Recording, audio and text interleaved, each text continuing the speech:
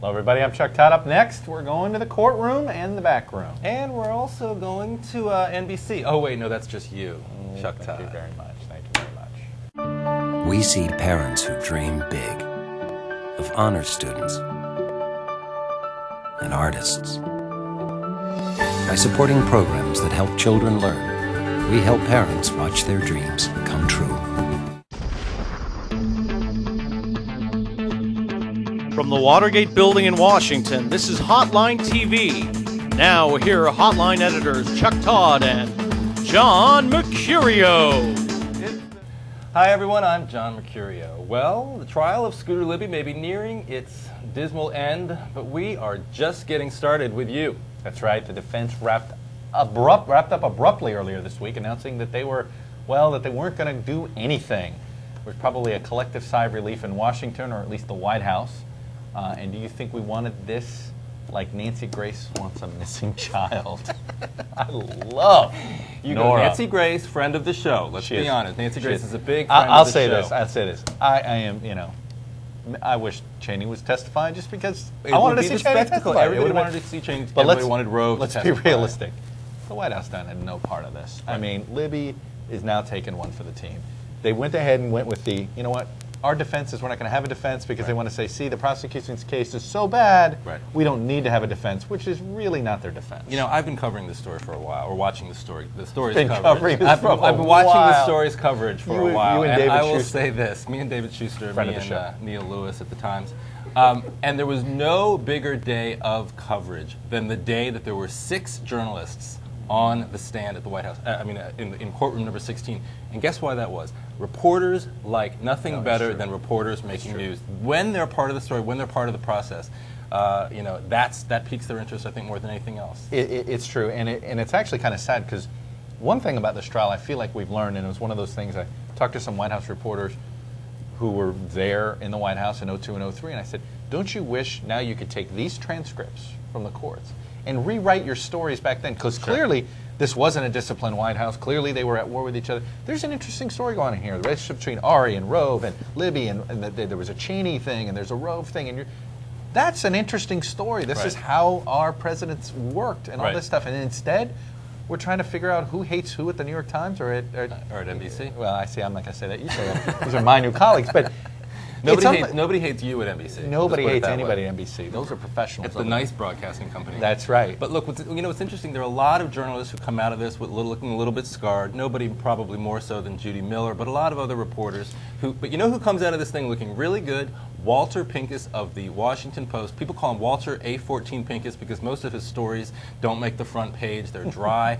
He, if you go back and actually look at the coverage like you're talking about, he is the one who was questioning the leak of the Plame of Valerie Plame's name. He's the one who was questioning the WMD claims, the uranium claims by the Bush administration before anybody else was, and sort of out there alone and sort of an unsung hero. Well, there you go. Walter Pincus, we love you. Now you're a friend of the show. Sadly, Charlie Norwood, a 6th-term Republican member of Congress from Georgia's 10th District, passed away this week. The special election for his seat is going to be held in the next 40 days. Normally, this would be cause for all sorts of political wrangling, Sturm and drama, all this stuff, but John, there's no drama. There is very little drama. I'm going out on a limb. Republicans hold this seat. Bush won it by like 50 points. Norwood consistently won it by 20 or 30 or 50. It's a big Republican few district. things you got to remember about Georgia. Georgia, by the way, home to the lone Democrat member of Congress, Jim Marshall, who's coming out in favor of the House resolution against the Iraq War. Sure.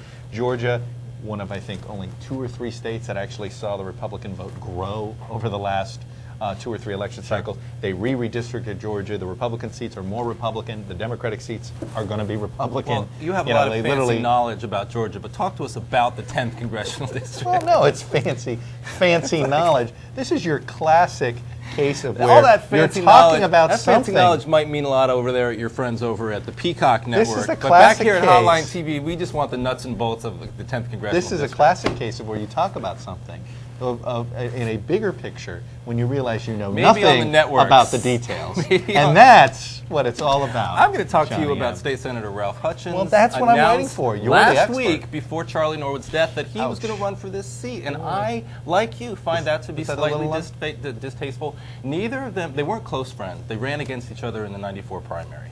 Ralph Hutchins did. There's some And that, there's a yet little he comes uncomfortable. out, this was distasteful, and yet he also comes out this week and says that Norwood, that he doesn't disagree with any one vote that Norwood cast. He would have voted exactly the same way, and he wants essentially to be the sort of the legacy, the heir apparent. Other people are going to run. I think Hutchins has a race, a little Republican race. Nobody in Washington's going to be paying too much attention because it's all a big but Republican the interest race. groups will. You know, this is where the Club for Growth gets its. You know, this is where Sure. this is where you find your base supporters inside Congress. You get involved in primaries like this. So we'll see. I lost my bet. I said Dennis Hastert's seat would be the first special. Right, but his is on hold while he He goes through his gallbladders. All right, now we're going to do a spouse report.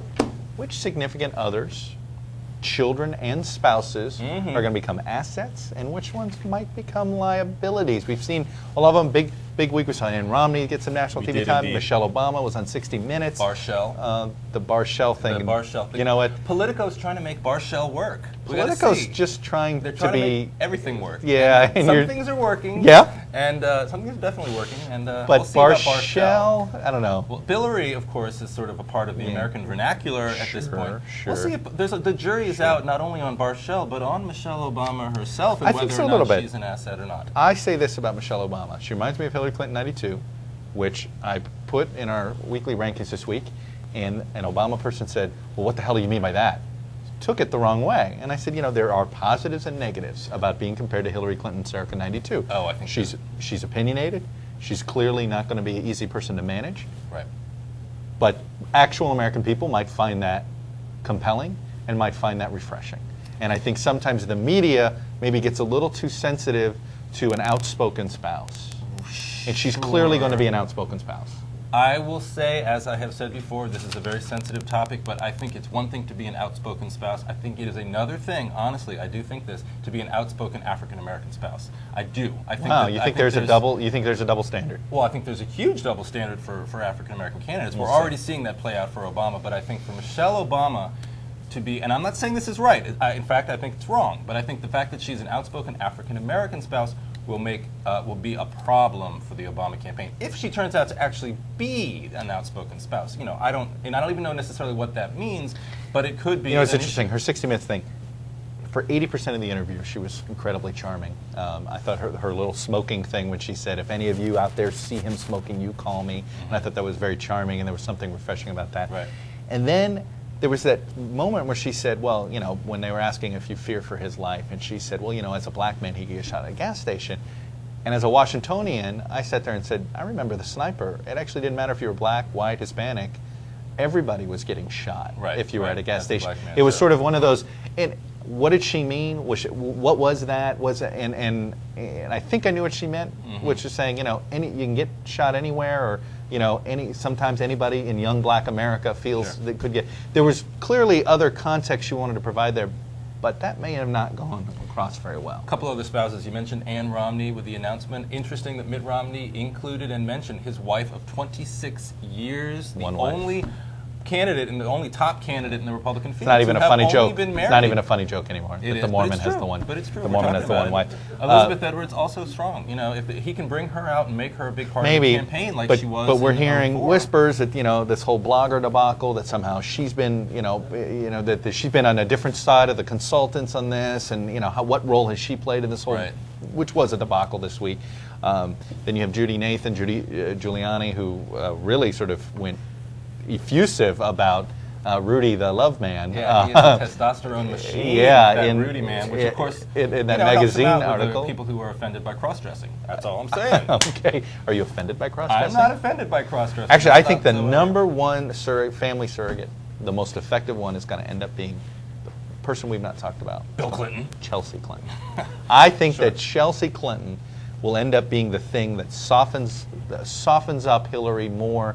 When she rolls out that Chelsea's going to be the first lady, that she'll end up being sort of the hostess, Right. should Mrs. Clinton get elected president, that will actually end up, and that Chelsea Clinton will end up being a very, very effective surrogate. I was talking to a Clinton campaign person yesterday, and look, they need to avoid another Coretta Scott King funeral incident where Hillary and Bill are there together, and there will be situations where they're there together, and he just so dramatically outshines her, whether in sort of a spiritual setting like the Coretta Scott King funeral was, or something else. They need to avoid that. I think the mother-daughter deal might actually be a more interesting way, that's very particularly true. in the primaries, Plus, campaign and I primaries. don't mean this in any disrespect to Chelsea, but her mother, she will not outshine her mother, let's just put it that way. Well, no.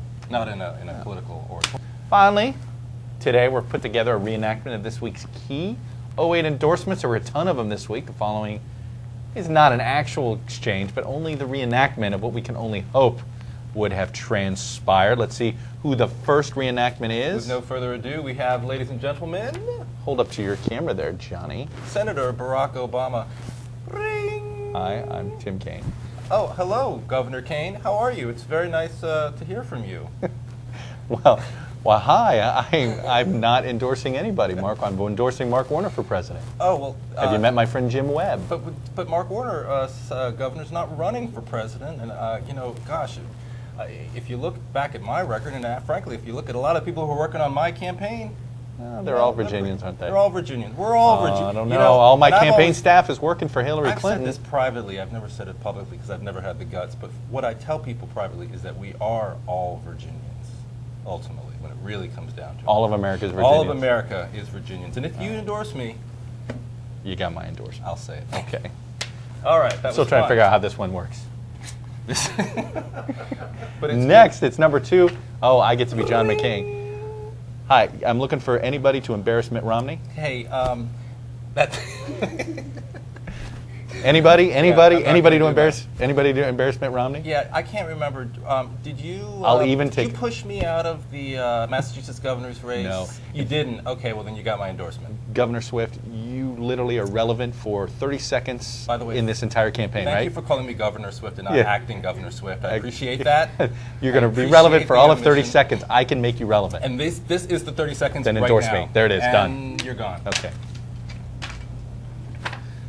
I couldn't find a picture of my son, or my grandson, or whatever. You know, he's my son, isn't he? But He's your son. I'm 100, or I was 105, and he was like 25. Anywho, I don't have much to offer except my name, but my name is Gold. Is South your name Carolina, Gold? And I'd like to get behind Is you, your Mitt name- Romney, because you look like gold. Well, there it is. My checkbook is huge. Thank you. I have a huge checkbook. I've heard that. Yeah, well, there it is. All right. And finally today, we really didn't have any pictures of the two South Carolina None. State See, this is who they are. Senators. 2 South But Carolina you State can tell senators. they have nice frosty white hair. There it is. I've heard from everybody. Right. I know that there's a lot of competition in this race, and I understand there are other quality candidates that you all would like to consider. Excuse me, I really don't need to talk to you. Can I talk to Bill? Can you put Bill on the phone? Bill's Sure. He's right here. then He's right you- here. Hold on a second. Done. Okay. Oh, good times. We hope you Wow. enjoyed that as much as... Where are the NBC censors when I need them? And there is the 2-minute warning. Or wait, is that a rainbow peacock calling me home, Chuck Todd? No, I think Can't that's the get sound of enough our of those. friend Joe McDade helpline. It's been ringing off the hook, John. Why you expose yourself Hey, at Sanibel Island? no As I less? have said many times, if you've got the goods... Okay. All right, well, I think I'd be able to forgive McDade if he'd only say that he was sorry. Chuck, will Hillary Clinton ever utter the word mistake? You know, her problem is she's trying to not be like John Kerry so badly, she's being stubborn like George W. Bush. On Terrasol. Finally, more on forgiveness. Al Franken did coke with Belushi and Rudy danced in drag with Donald Trump. Of course, we know Obama said he's done blow. It's time to forgive you, John. What should we forgive you for? You can't change the I question. don't know. 'Cause he rolled too fast and I forgot what the punch. sorry. He rolled too fast. I forgot. Okay. All right. Going in 3.